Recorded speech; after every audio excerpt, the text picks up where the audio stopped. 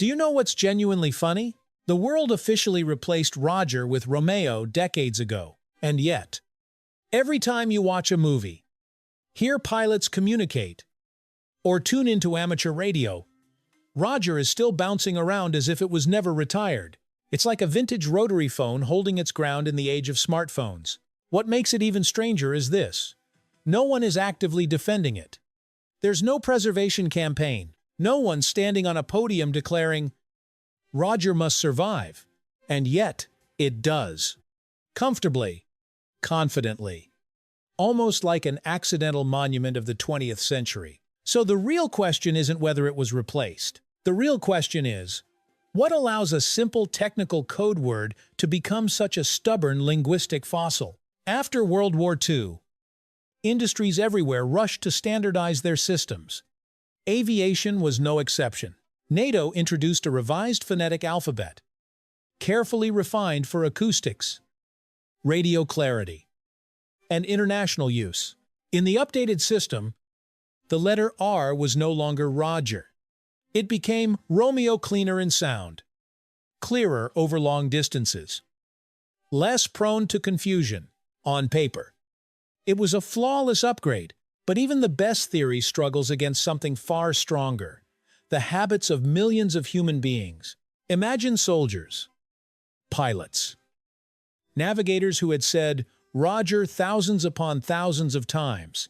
It became reflex, like flipping a light switch in a dark room. Once a reflex embeds itself deeply enough, no update can uninstall it. When they heard about switching to Romeo, their minds didn't respond with, "That's logical." Instead, the reaction was simpler. "That feels unfamiliar." And just like that, what looked like a grand replacement quietly turned into a non-event. A software update nobody bothered to install. That was the moment something fascinating happened. Roger began living outside the official system, like a supporting character who becomes more famous than the lead. Once a word sinks deep enough into usage, it stops functioning like ordinary vocabulary. The brain stores it as reflex, not language. When a pilot receives a transmission, the linguistic processing center doesn't debate word choice. The action system responds, and for decades, that reflex had one trigger word: Roger. Think about your own speech. If you're used to saying "yeah," and someone suddenly insists you switch to "indeed," your mouth stiffens. Not because it's difficult, because your nervous system has already programmed the habit. Roger survives the same way, not because it's perfect, but because the human brain is wonderfully stubborn. This leads to an intriguing concept: linguistic fossils. These are words no longer officially required. Yet they endure like stones embedded in cultural memory. Millions of people touched them, used them, repeated them until erasing them became nearly impossible. They're like old footpaths through a forest. You can pave a new road, but people still drift back to the familiar trail. Here's the irony: Roger isn't acoustically optimized by modern standards. It's not the cleanest possible signal, but familiarity outweighs technical optimization. It's as though history signed a long-term contract with this word, a contract no one feels motivated to cancel. Now comes the twist. Roger wasn't born from brilliance. It was born from technological weakness. Early radio was messy. Signals fractured. Static swallowed syllables.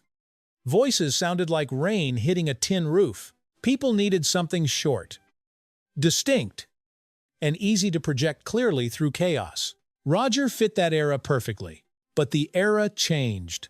Modern radio signals are dramatically cleaner. Microphones filter noise so effectively you can hear someone's breathing. By pure logic, Roger should have faded away. It didn't. Look around and you'll see this pattern everywhere. The QWERTY keyboard still dominates even though it was originally designed to prevent mechanical typewriter jams. Technology moved forward. The layout stayed. Roger works the same way. It's a frozen inheritance preserved by culture, memory, and the gentle inertia of human behavior. The remarkable part is that today we use it as a symbol of modern professionalism, when in truth it represents the technological limitations of the. It's like praising a pencil for being minimalist and authentic, when it originally existed because there was no better writing technology available, from temporary workaround to cultural artifact.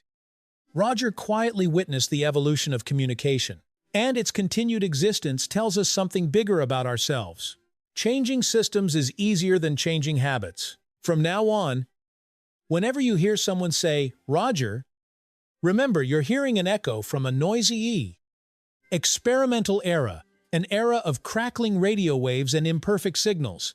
That single word survived wars, technological revolutions, and even official attempts to replace it. Not because it was flawless, because it became automatic. If you'd like me to decode more linguistic fossils, words that sound modern but are actually relics of stranger times, just send a signal. Drop a simple "Roger," and I'll understand the mission.